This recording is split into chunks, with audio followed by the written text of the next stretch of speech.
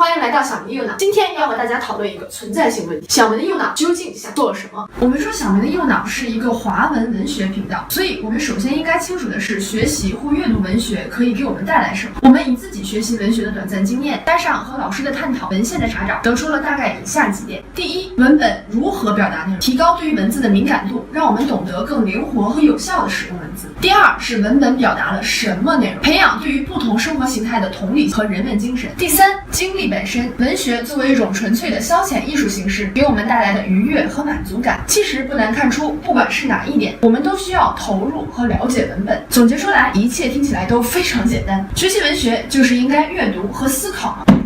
然而，不知道大家有没有觉得，在新加坡华文文学的课程中，我们读的讲义比书多。很多时候，我们是跳过了需要我们理解和思考的步骤，抄了个近道，直接来到了记忆和背诵的应试阶段。提到华文文学，大家的普遍印象只有一个字：背。也就是说，很多时候我们的理解不来自于主动思考，而是被动填充。虽然最后我们可能也达到了理解文本的效果，但是阅读讲义后产生了先入为主的理解后才带入文本，是确认偏误也好，还是我们真正的理解了文本，我们其实都失去了那个自主探索的过程。为什么会出现这种情况呢？其中一个可能的原因是考试制度。如果我们将华文文学课程和英文文学课程作为对比，会发现没有人会说英文文学只是关于背，也就是说，英文文学的授课方式不会像华文文学给人以非常强烈的填鸭感。这可能是因为英文文学是英国评卷，没有人知道最后一套成型的评卷要求，所以要想取得好成绩，必须培养学生独立鉴赏作品、独立思考的能力，这样才能够应付变化多端的题目。然而华文文学是本地批卷，大家都比较了解评卷的要求，所以尽管课程设定人的目的也许是要提高大家的思考能力，一个理想和现实的矛盾就产生了。卖家秀是老师鼓励大家进行课堂讨论，最后才发下讲义并给大家做以参考。买家秀是在教学进度压力下，老师进行简短的讲解或讨论就发下讲义，大家都知道这就是标准答案，所以什么都别说了，就背。在这种死记硬背之下，文学的一部分乐趣也就随之消失了。我们常说1000个读者就有1000个哈姆雷特，每个带有不同生活经历和价值体系的人阅读同一篇文本，得出不同的理解和结论，并在交流过程中找到联系彼此的共识，求同存异，这本身是一个充满了惊喜的过程。文学之所以能够打动人，也就是因为它能够让我们看见生活中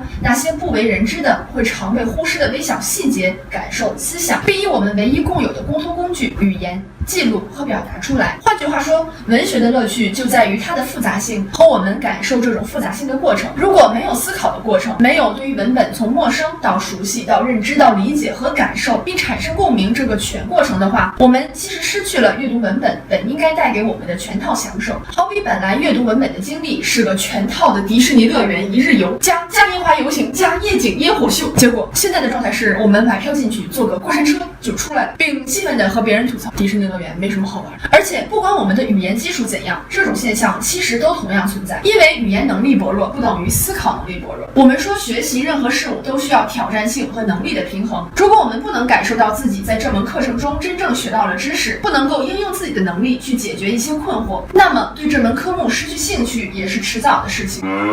另外一点，缺乏思考能力只是死记硬背讲义的后果就是题目稍微改变后我们就无法应付。我们可能理解了讲义的内容，但是不能将所谓的标准答案放在原文文本的背景下，了解它对于全文的重要意义。这种情况下，我们以为自己是抄了近路，其实反而是兜了个圈子，造成事倍功半的效果。虽然目前的课程设置人们也意识到了这个问题，并在尝试解决方案，但是华文文学是一门惯性非常大的科目，课程的改变需要时间，而解决一个问题虽然会有起决定性因素的一方，但是总需要多方面的共同努力。小明的右脑其实是一个对于华文文学课程缺乏培养学生自主思考能力这一问题的解决方案的尝试。简单说来，我们希望一，通过重新组织课标内的知识点；二，为大家提供理解文本的不同角度；三，提供赏析文本的不同技能和工具，提高大家对于学习文本、理解和思考这一步骤的重视，并提供讨论文学学习方法的空间。所以回到开头我们提到的学习文学的几个好处，也许在目前的华文文学课程中，我们可以在半填鸭半理解解的过程中理解文本的内容，并形成一定的同理心和人文关怀。但我们始终缺乏的是那种独立赏析文本的能力。离开了讲义的我们，面对一篇崭新的文本，能够有多大的信心呢？说到底，小门的右脑其实是关于这个核心的问题：独立思考的能力，不管是否在考试制度的背景下，是否是有价值的呢？我们作为制作者的假设是有，当然你也许不同意我们的观点，请把你的想法写在下面的留言区里。我们必须澄清的一点是，小门的右脑的存在不是为了批判，而是希望推动改变。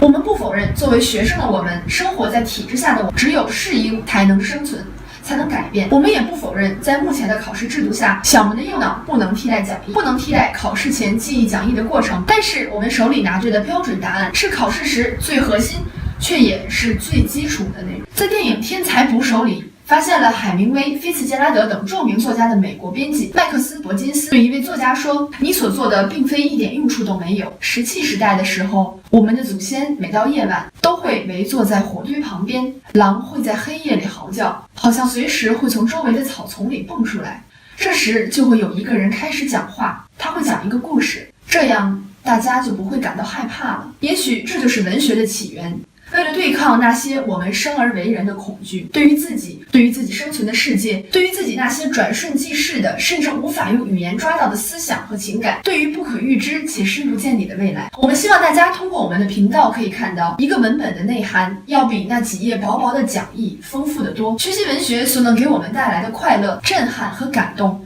也要比最后成绩单上的那一个字母厚重得多。而只有通过我们主动的思考和探索，我们才能够上进。